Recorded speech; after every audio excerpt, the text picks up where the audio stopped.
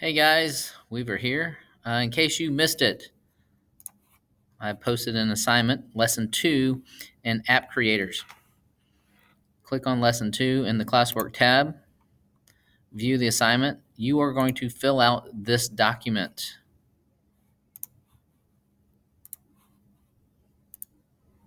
Okay, save it, make a copy, save it, make it your own, name it so you can upload it and add it to Google Classroom when you turn in your assignment. Okay, in class I discussed camel case. Camel case is basically because in computer programming and computers do not recognize spaces, so you see a lot of underscore or compound words, all the words put together. But in order to be able to read it easily, you would have a capital letter at the beginning of a word and then capital letter at the beginning of the next word. So lesson, the L is capitalized, and then MIT. That way I know it says Lesson 2 MIT. App Inventor is all one word, but I capitalize the I so I can understand that is App Inventor. That is Camel Case. Okay, you can name your documents using Camel Case. You can name your program, your unique programs that you're going to be coding in MIT App Inventor with Camel Case.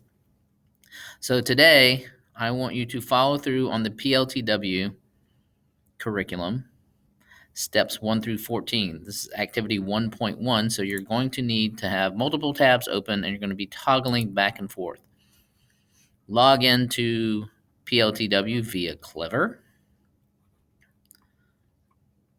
Go to Clever, go to My PLTW, click on it, and you should have access to your PLTW curriculum.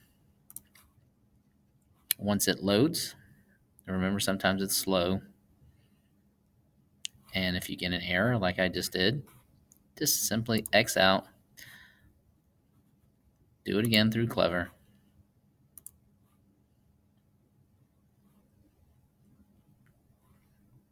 Sometimes the computer and networking and programs are temperamental. Be patient. Click on My PLTW in Clever.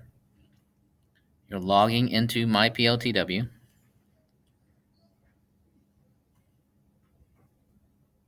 Hopefully. Okay, then you're going to go to Courses. We're just basically just exploring the App Inventor today.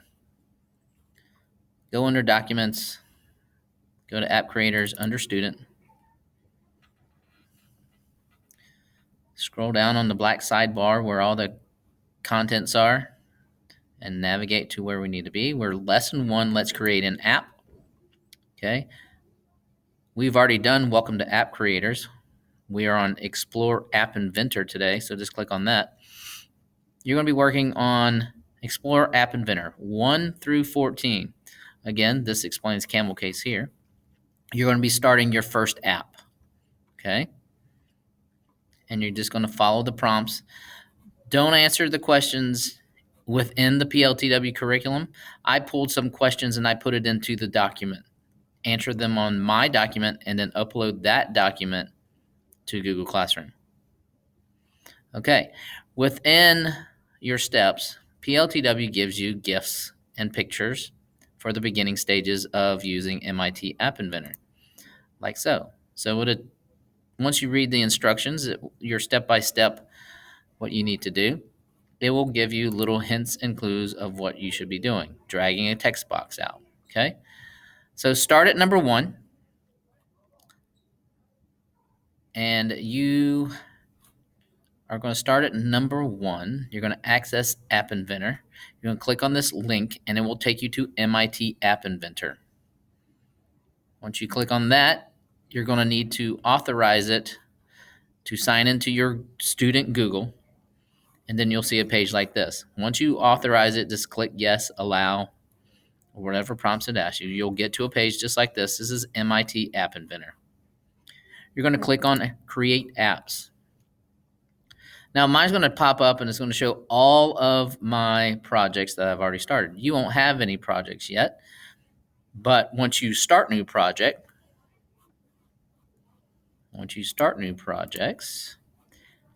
which is this button here, click on that. you'll start your new project and you're going to name it, which in activity 1.1, it says here, select project, start new project. That's actually step 3. And then it tells you what to name it. Okay, project name, type in A1 underscore 1 underscore my first app underscore your initials. That's a bit long. Here's what I did with mine. My first app.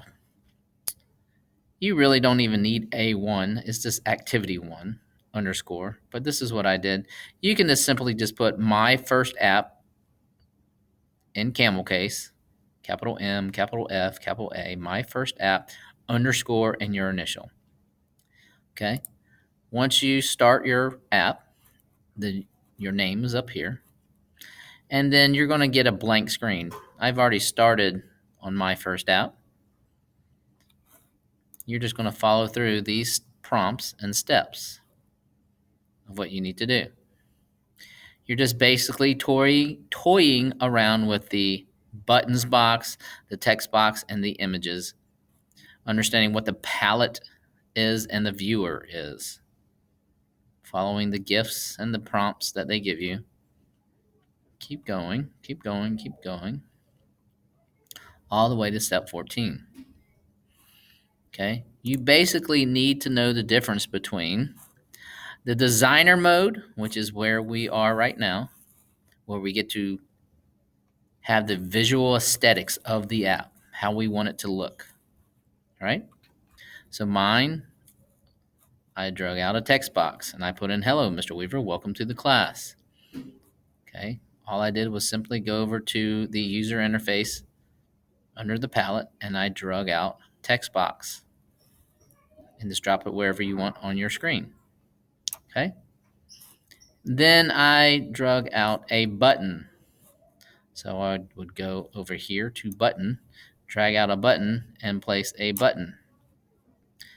Then they wanted you to examine the properties, which is on this side.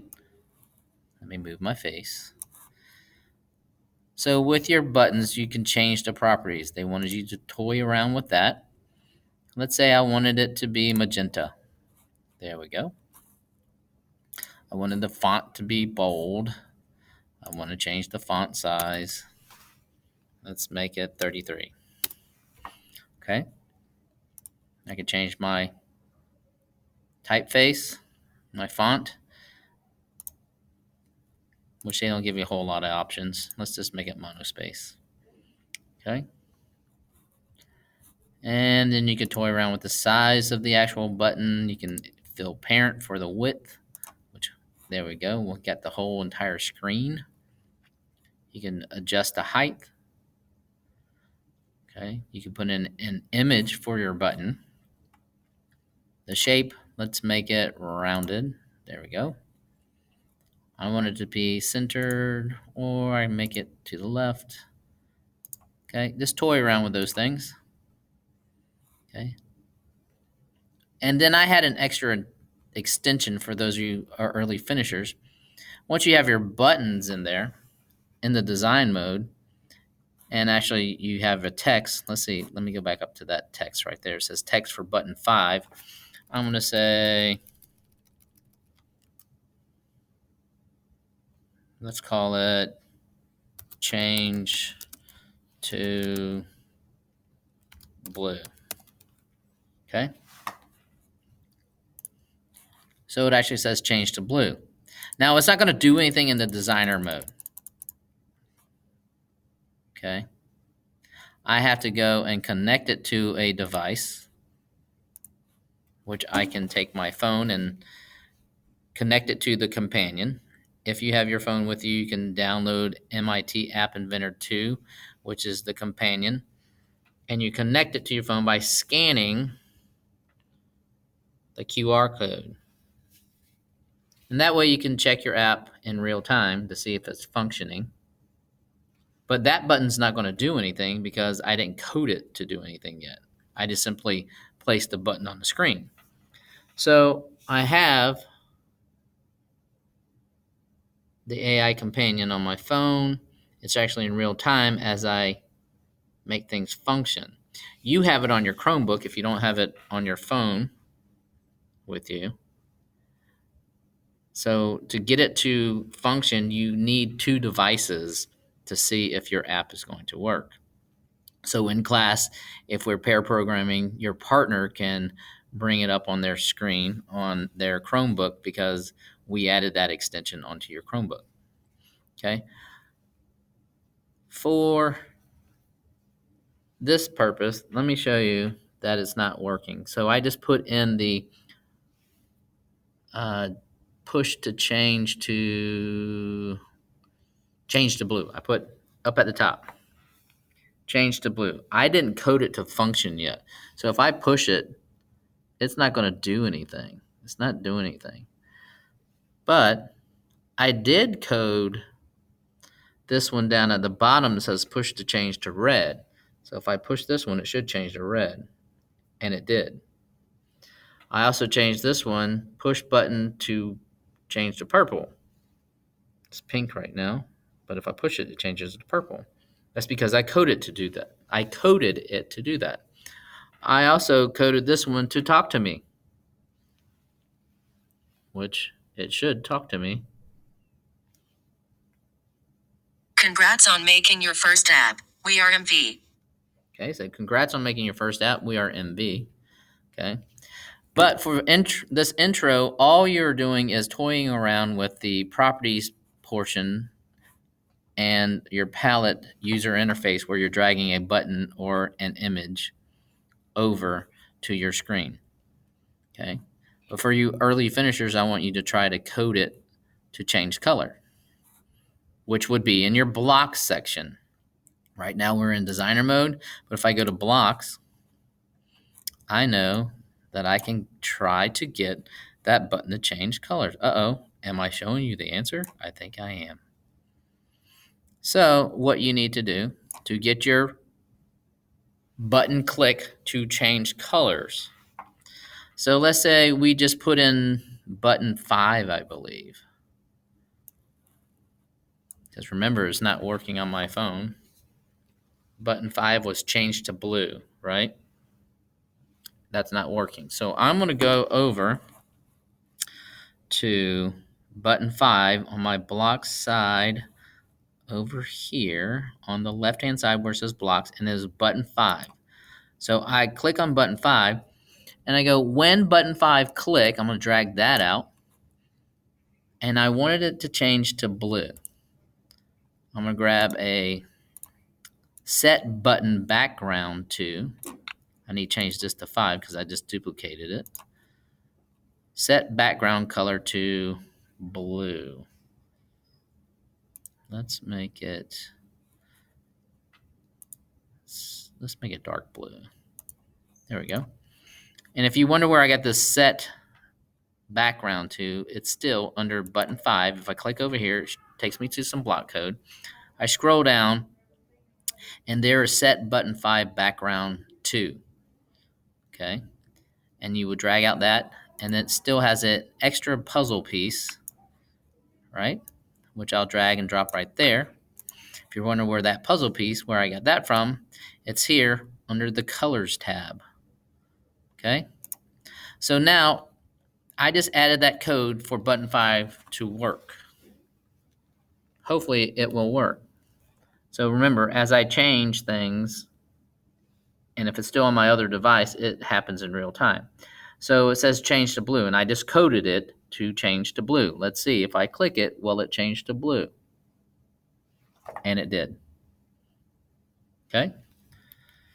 That's all you needed to do today, is basically getting a feel of how App Inventor works. Okay? Then you are going to answer the questions on my document. And for those of you that missed it, I also shared, or we talked out loud in class, the answers. So let me pull that up so you can see what we did in class and maybe get a feel of what some of these answers are.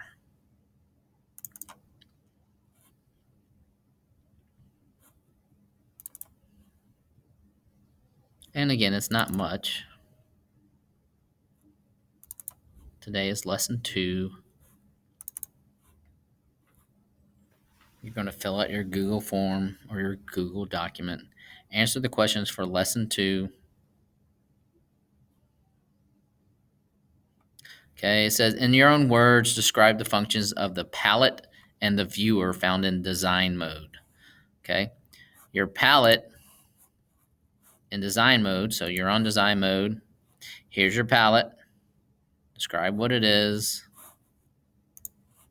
Okay, and your viewer mode. So here's our palette, and here's our viewer mode. Describe what the differences are. Well, obviously, in your palette is where you have your button or text box or what have you, and you drag it to your viewer to see how it's going to look on your app. Okay, so explain that. When looking at components, what does screen 1 stand for? Well, the answer is within the question. Screen 1 is screen 1. And I told you in class that screen 1 you cannot rename, but when you add multiple screens, you'll be able to name screen 2, screen 3. Okay? Once we get a button coded to where we click that button and go to screen 2 or screen 3, and then a back button to go back to home. Okay, so screen 1 is screen 1. It's your home screen. What does the properties pane allow you to adjust? Well, properties allow you to adjust font color, font size, font style, etc. I wanted you to take a screenshot of your viewer mode that you added a text box, added a button, and you changed different properties of that button. Okay, if you want to throw in a screenshot of the code, you may do that as well, because I just gave you the answers for that. Okay, back to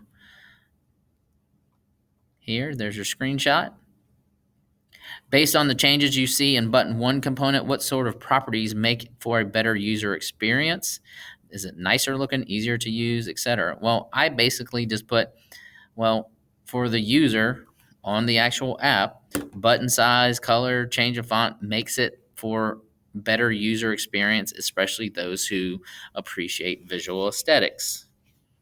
So it's how your app looks. Okay. And turn in your document, answer all the questions, turn in your document, and that's basically all we did for today. All right? Weaver out.